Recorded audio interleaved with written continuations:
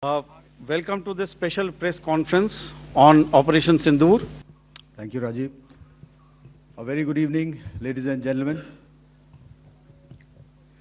It indeed is a difficult time that we have to come here like this and brief you.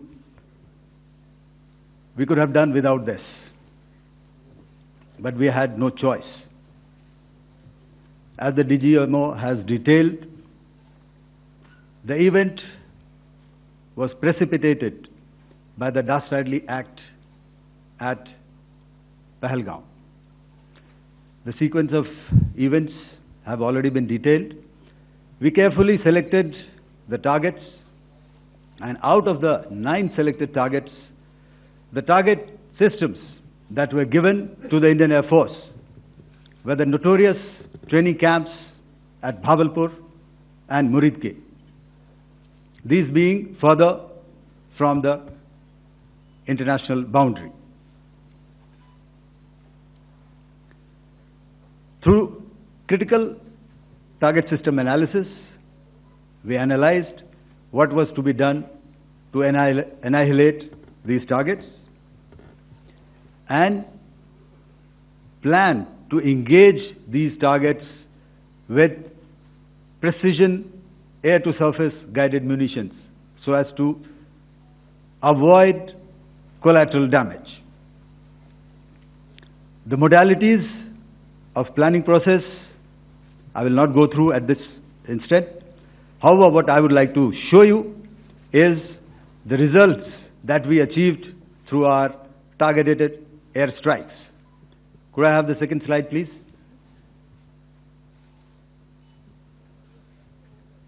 Yeah, change please.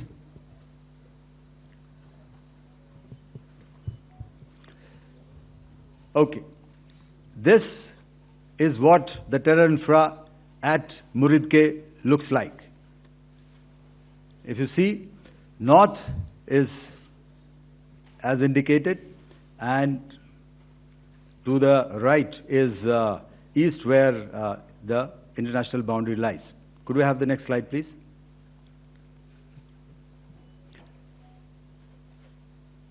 Orientating. Just go back to one slide. Okay. Please have a look at this red building, the series of buildings out here, and this empty ground. Next. If you relate, the empty ground is here, and you see this is the first weapon that is impacting. This is the impact point number 1 on Muridke training camp with our precision guided weapons on early morning 7th. Next please. Keep your eyes glued for the second weapon coming in and the second impact on the selected target point. Next slide please.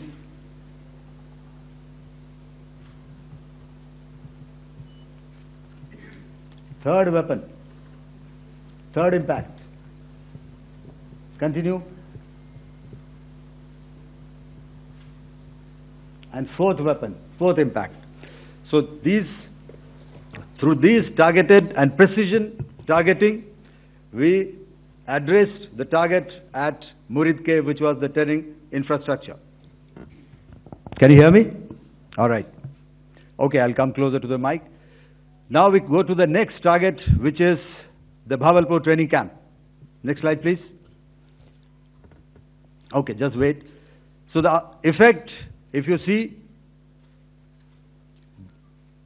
the impact point, if I can point out, this is the impact point. The ammunition has gone through the roof and it has created a blast inside, the photographs of which you would have, all of you would have seen.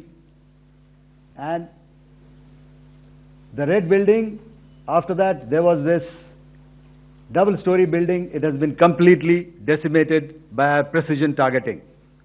Next please. The target system which was in the north, a series of buildings. I will show you how it looked. Next. completely destroyed by our precision targeting. Next. Now coming to Bhavalpur, this is the target complex that we are dealing with, a fairly large target complex. So we had to carefully choose the points that we needed to address, which were high value and which would meet our stated objectives of eliminating the terrorists. I would like to draw your attention to this red canopy, and in relation to that, I would cover the targets. One target system is a series of buildings here, other one here, and other one out here. Next slide, please. This is how it looked before, and this is how the building looked after the impact of the weapon. And orientation in relation to this red canopy, you can see here. Next, please. Before, next, and after. The roofs have completely collapsed. Next. This is the target system. Next. Precision targeting, and we have achieved our objectives here. Next. All right. So that was what we did on the 7th. Our objective was to address these two terrorist camps, and that we did with precision. And thereafter, we maintained a robust air defense posture, because remember, our objective was to target the terrorists and terrorist infrastructure, not any other infrastructure, not the Pakistani military, not the Pakistani any other infrastructure. So that is what we have maintained on the 7th of May. However, what we saw in the evening of 7th of May, we were saturated with a raid of Pakistani unmanned aerial vehicles and small drones. And these came in waves in our civilian areas, over our military installations, and all of them were successfully intercepted. Few of them did manage to land. However, there was not much damage that they did. And we have our robust counter-US hard kill and soft kill systems which did the job. However, the difference here was that we had targeted the terrorists. The adversary now has targeted our civilians and the military infrastructure. So it had to be responded to.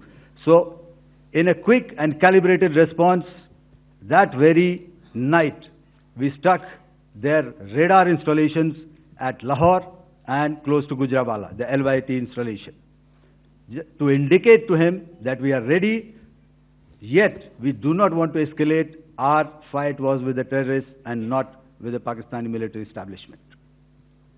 Thank you.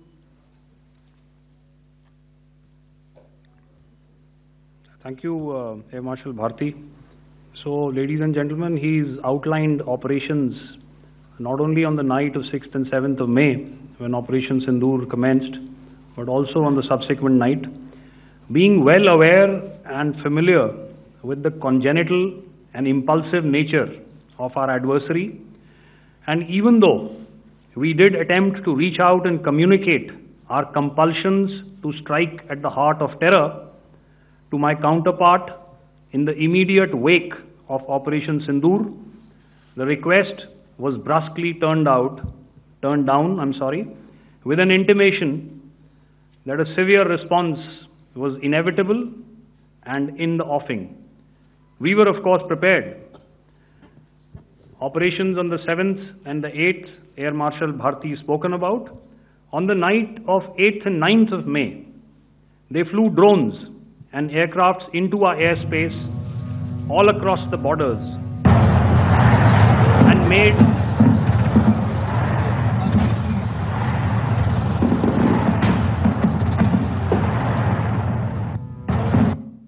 made largely unsuccessful attempts to target numerous military infrastructure. Violations on the line of control by Pakistan also commenced yet again and precipitated into fierce arty engagements. The air operations on the night of 8th and 9th of May, I'll yet again request the DG Air Operations to cover.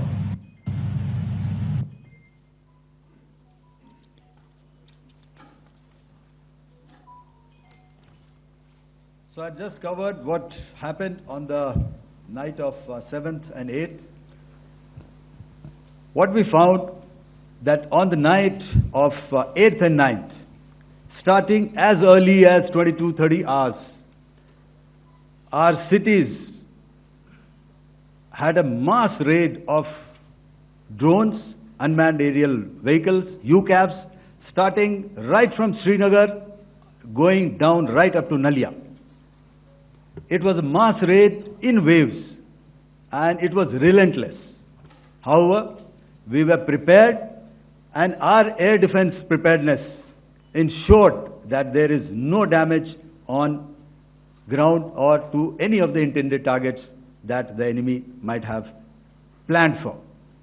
The difference between 7th night and 8th night was that on 7th night, he sent in his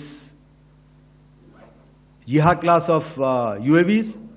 However, these UAVs can go some distance, they are armed. However, on the 8th, less numbers of armed UCAVs were there or UAVs were there, and more numbers of quadcopters, maybe for surveillance or just for harassment of civilians. This continued till midnight. Our air defense preparedness ensured that there was no damage, that he wanted to up the ante and he wanted a fight, and we were up to the task. In a measured and calibrated response, we once again targeted his military installations, which included his SAM sites at Malirkant. This also included his surveillance radar sites at Lahore and close to Gujranwala. These were suitably addressed, and thereafter his drone attacks continued even till morning, which we countered, and during the daytime there was some respite. Here I would like to bring out another aspect. What we found was that while the drone attacks were being launched from somewhere close to Lahore, enemy had allowed his civilian aircraft to also continue to fly out of Lahore. Not only his own aircraft, but international passenger aircraft, which is quite insensitive, and we had to exercise extreme caution, even at the cost of some tactical disadvantage, to ensure that there is no damage to any of the civilian aircraft. And this was also brought out in our press briefing during the day. Commencing about 2000 hours, that is 8 p.m. local time, on 8th of May, several Pakistani unmanned aerial systems, drones, combat vehicles attacked multiple IF bases. These included Jammu, Udhampur, Pathankot, Amritsar, Bhatinda, Nal, Dalhousie, Thois, Jaisalmer, Uttarlai, Falodi, Nalia. These were almost simultaneous, and they came in waves. All our AD guns and other systems were waiting for them. All these waves were neutralized by our trained crew using the air defense systems that they have, and also some of them were utilized using our legacy systems like Pechoras and IF Summer, which we have recently acquired. And some were neutralized by the Garud snipers. There was no damage on ground from these incursions and these mass raids, if I could call them, from the Pakistani side. However, following these relentless attacks on our air bases, on our forward positions, and on our civilian targets, this was time to convey some message to our adversaries. And therefore, a decision was taken to strike where it would hurt. And towards that, in a swift, coordinated, calibrated attack, we struck his air bases, command centers, military infrastructure, air defense systems across the entire Western Front. The bases we struck include Chaklala, Rafiki, and mind you, Chaklala is Islamabad. Rahim Yar Khan, Sakar, sending a clear message that aggression will not be tolerated. This was followed by strikes at Sargoda, Bholari, Jacobabad. We also struck the C2 centers at Murid, the UAE complex at Murid, Rafiki, radar at Chunia, which I will show you, Rahim Yar Khan airfield, and the unmanned combat aerial vehicle hangar at Sakar. I would like to reiterate here that we have the capability to target every system at these bases and more. However, it was only a measured response to instill good wisdom to our adversary to refrain from further escalation. IF's response was directed only at military installations, avoiding civilian and collateral damage. I would now like to show you some of the effects that have been achieved as a result of our air operation.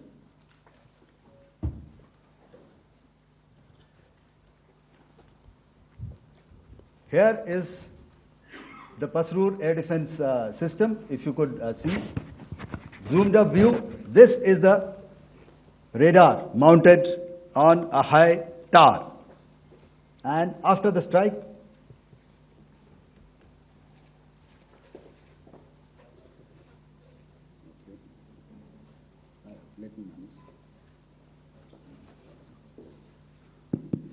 thank you. Can you hear me? Yeah, thank you.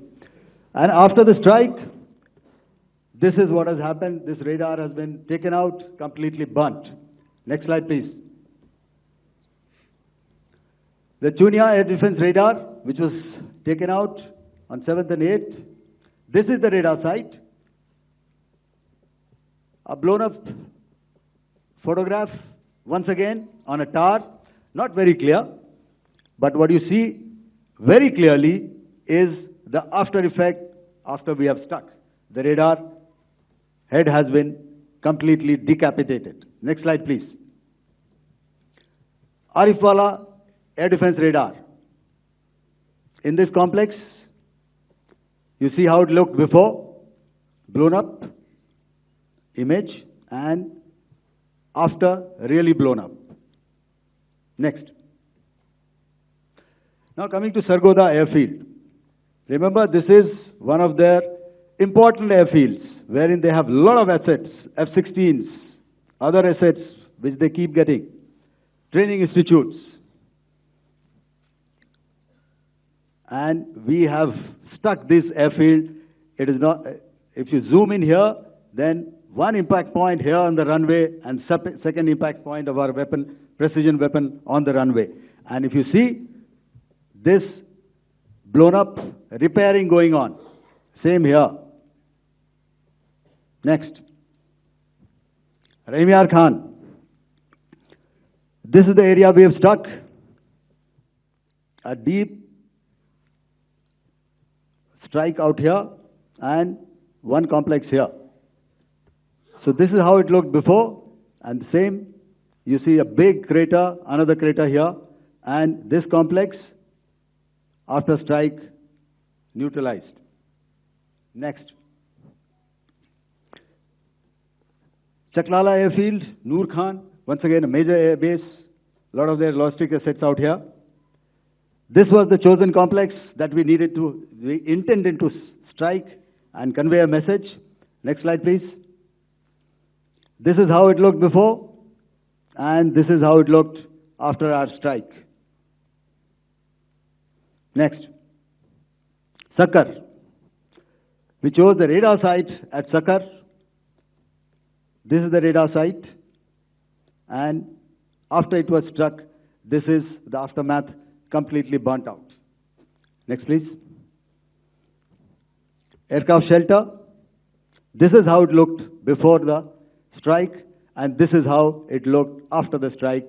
The roof of the buildings completely caved in and burnt. Next. Ballari Airfield. Aircraft hangar. This is how it looked before, and this is how it looked after the precision strike. Next. Jacobabad aircraft hangar, and this is how it looked after. Next. So what I'm trying to convey here, ladies and gentlemen, is to start with, our fight was neither with the Pakistani military nor with anybody else who's there on the other side. Our fight was with the terrorists. We neutralized the terrorists that we selected to be neutralized, and thereafter we only maintained the air defense posture. However, we were relentlessly pounded by waves after waves, night after night, by his UCAVs, by his drones, and by his other unmanned aerial systems. And that left us with no choice but to retaliate, and yet our retaliation was calibrated, it was graduated, and it was proportionate. Thank you.